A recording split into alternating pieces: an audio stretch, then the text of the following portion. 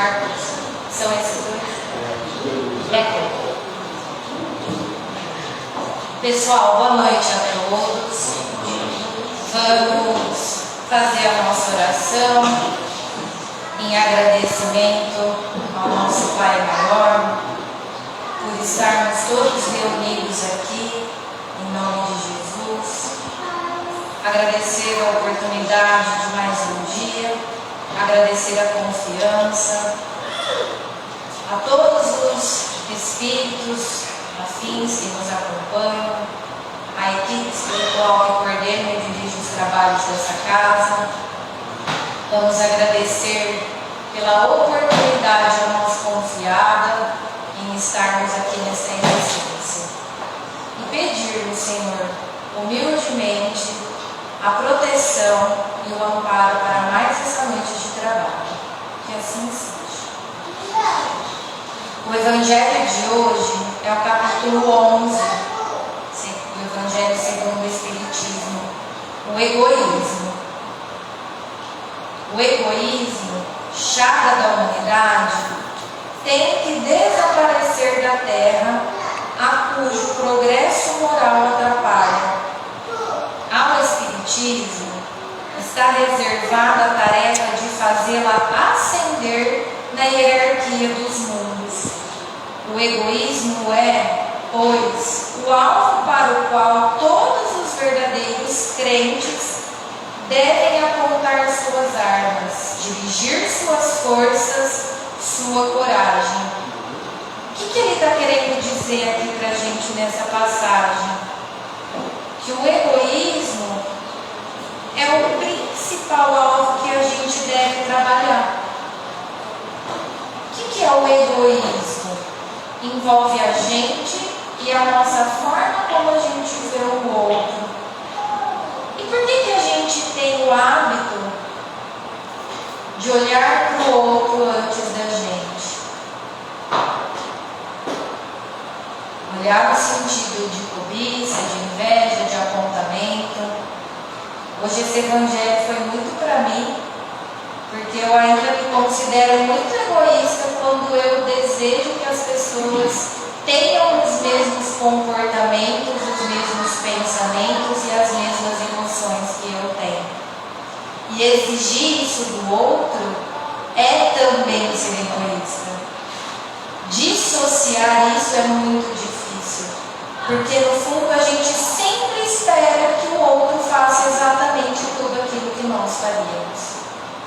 Viver num planeta como o nosso exige esse respeito, exige nós entendermos que ninguém vai ser igual a ninguém, que nós podemos ter pensamentos similares, valores morais parecidos, mas que a nossa individualidade pertence a só nós.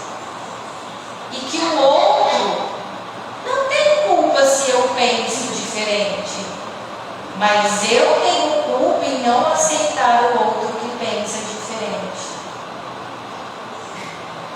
Que cada um, portanto, empregue todos os esforços a combatê-lo em si, o egoísmo, certo de que esse monstro devorador de todas as inteligências, esse filho do orgulho, é o causador de todas as misérias do mundo terreno.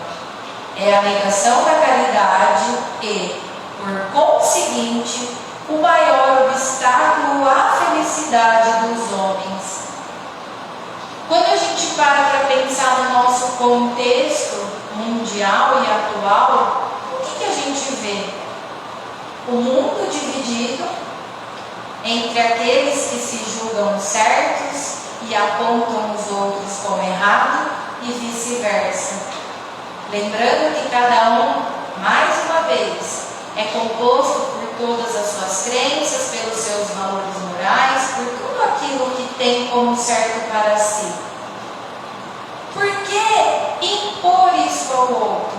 O que isso traz para a gente? O que isso vem trazendo para a gente? Ódio. Ódio. A gente vê guerra. a gente vê um universo, um mundo dividido. Foi isso que Jesus veio trazer para a gente. Ele não traz também que ele não veio trazer divisão, que ele veio para unir. Por que nós não colocamos em prática esses ensinamentos do Cristo?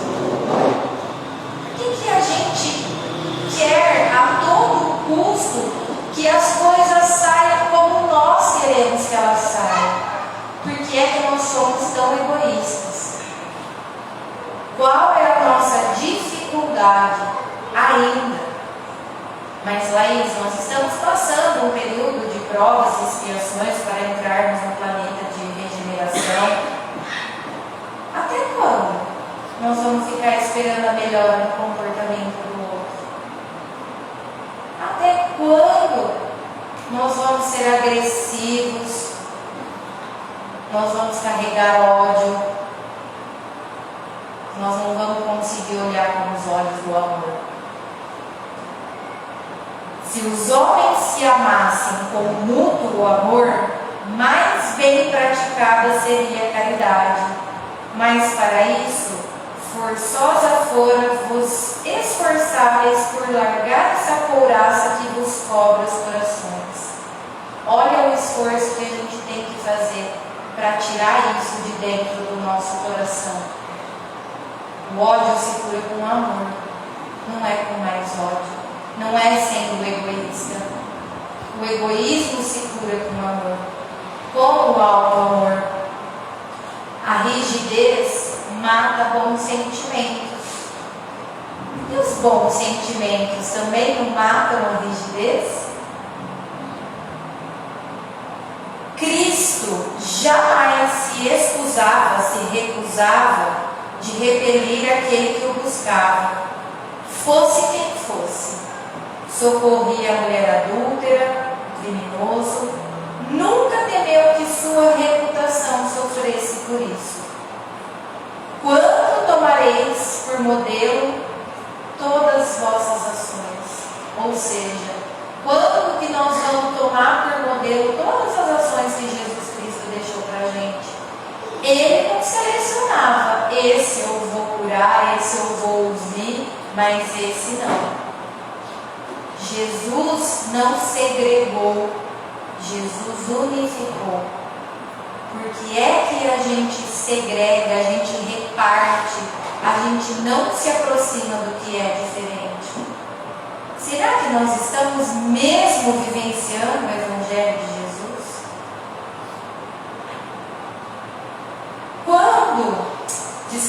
Se na terra a caridade reinasse, o mal não imperaria nela, fugiria envergonhado, ocultar-se-ia, visto que em toda a porta ele estaria deslocado. O que isso diz?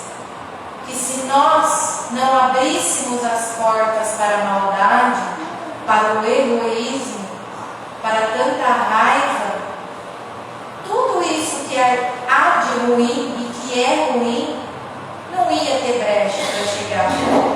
É a mesma coisa que acontece com as nossas vibrações. Quando nós estamos emanando e vibrando o amor, o que se aproxima da gente? É uma sensação de bem-estar, é uma sensação de tranquilidade, é uma sensação muitas vezes de dever cumprido. Quando a gente transmite tudo o que é ao contrário do que eu acabei de dizer, o que nós vamos trazer para perto da gente? Mais maldade. E nós estamos vendo a literatura espírita trazer as comunicações cada vez mais. Orai e vigiai, para que os nossos pensamentos estejam próximos do amor e da bondade. Porque é isso que o nosso planeta está precisando. Nós tivemos um exemplo muito concreto do que está acontecendo no nosso país. É a divisão que é justa? Ou nós devemos cada um procurar a união?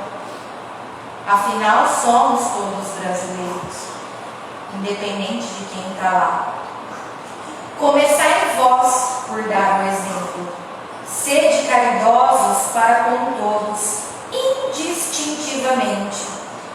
Esforçai-vos por não atentar nos que vos olham com desdém, e deixai a Deus o encargo de fazer toda a justiça.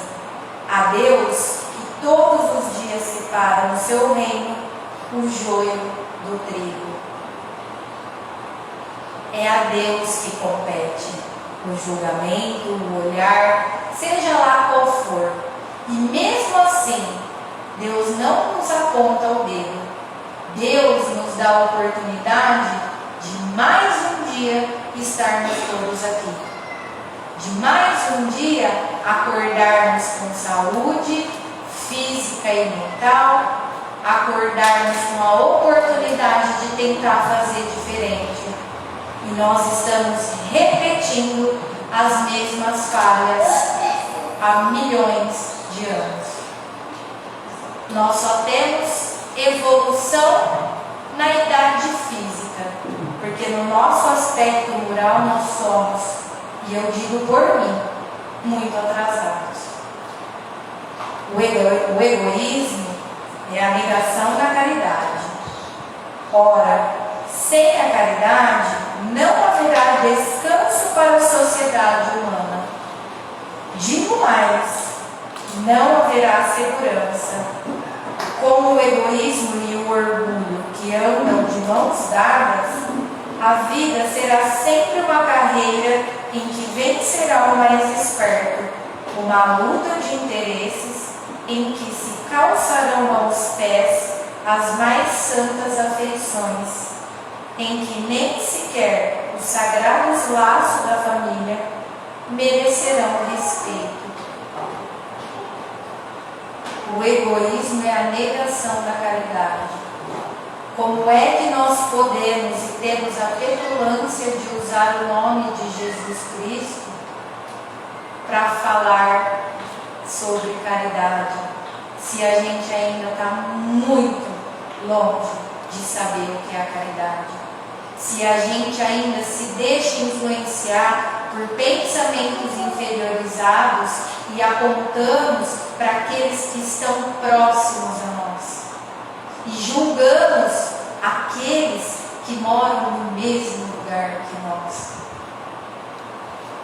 Quem somos nós para exigirmos e falarmos com a autoridade máxima que é Jesus Cristo, nosso governador do planeta, para cobrar algo que nós ainda não temos condições de oferecer? Então, eu gostaria muito que todos nós que estamos aqui hoje pudéssemos elevar as nossas vibrações em favor do amor, em favor da união, em favor de nós quebrarmos tudo isso que ainda está enrijecido dentro de nós, para que a gente consiga, a partir daí, pensarmos em ser a imagem e semelhança de Jesus Cristo. Porque nós estamos muito distantes. Essa mensagem foi de um espírito chamado Pascal, no ano de 1862.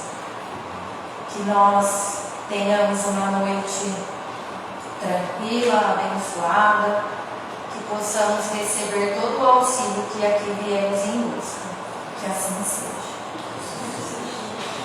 Eu vou fazer o